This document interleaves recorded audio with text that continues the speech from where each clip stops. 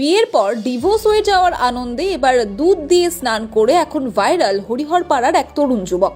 ৩ বছর আগে প্রেম করে বিয়ে করেছিল সে, কিন্তু জানতই না যে তার শাশুড়ি বাড়ির অভিভাবক, যার জেরেই নানা অশান্তি ছিল সংসারে।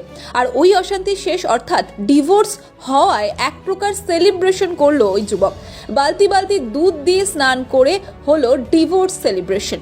আর ওই ভিডিও সমাজ মাধ্যমে ভাইরাল হতেই নেটিজেনরা নানান প্রশ্ন করতে শুরু করেছে। অন্যদিকে বাহবাও দিয়েছে অনেকে। খোঁজ নিয়ে দেখা যায় ওই যুবকের বাড়ি মুর্শিদাবাদের হরিহরপাড়ার রুকুনপুর কাচারিপাড়ায়। আর ওই ভিডিও শনিবার রাতারাতি ছড়িয়ে পড়তেই ঝড়ের গতিতে ভাইরাল হয়। ওই যুবক আরিফুল শেখ জানান, প্রেম করে বিয়ে করেছিলেন ৩ বছর আগে, কিন্তু তার শ্বশুর বাড়ির কর্তা ছিলেন তার শাশুড়ি। সেই কারণেই নাকি সংসারে ছিল অশান্তি, যার জেরে ডিভোর্স হয়েও যায়।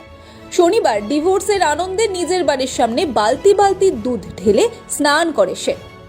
প্রেম করে বিয়ে করেছিলাম, দিয়ে বাড়িতে ঝামেলা ফামেলা চলছে, তার কারণ হচ্ছে ও ভাত খাবে না, আর মার ইসে চলছে কথায়, বুঝলি তো? তাই জন্য দুধ দিয়ে গা ধুবো, দিয়ে ওই বউ ছেড়ে দিলাম, তাই দুধ দিয়ে গা ধুবো, দিয়ে শুদ্ধ হবো, দিয়ে কার বাড়িতে ঢুকবো। ঠিক আছে।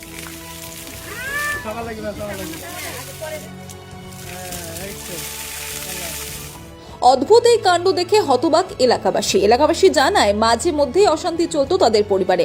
এই ঘটনার পর তা প্রকাশ পেল কি কারণ তা।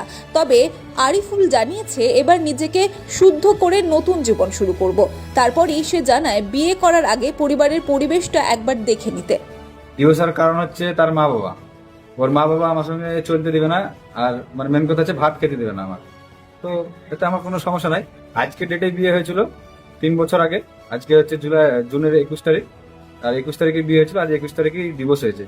তো আমি মানে বলতে চাইছি যে আমার গা ধোয়ার কারণ হচ্ছে এটাই যে আমি ওই মেয়েকে এতদিন ধরে সংসার করলাম, মেয়ের সঙ্গে মেয়েটা এত মানে জ্বলিয়ে পুড়িয়েছে আমাকে, সেই কারণে আমি মানে গোসল করে বাড়িতে প্রবেশ করলাম। আচ্ছা, দুধ দিয়ে গোসল করে বাড়িতে প্রবেশ করলেন? হ্যাঁ, দুধ দিয়ে গোসল করে আমি বাড়িতে প্রবেশ করলাম, মানে ওই মেয়ের হাত থেকে মুক্তি পেলাম, তাই জন্য আমি মানে গোসল করলাম ওইটা দিয়ে, দুধ দিয়ে। আচ্ছা, বাড়িতে তো আমাদের এই যুব সমাজকে কিছু বলবে তুমি?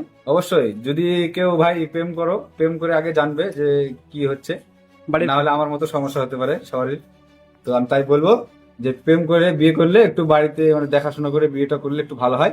প্রেম করে বিয়ে করে এরকম ভাবে কেউ করো না বিয়েটা, তাহলে না হলে আমার মতো সবারকে হয়তো জ্বলতে হবে এরকম।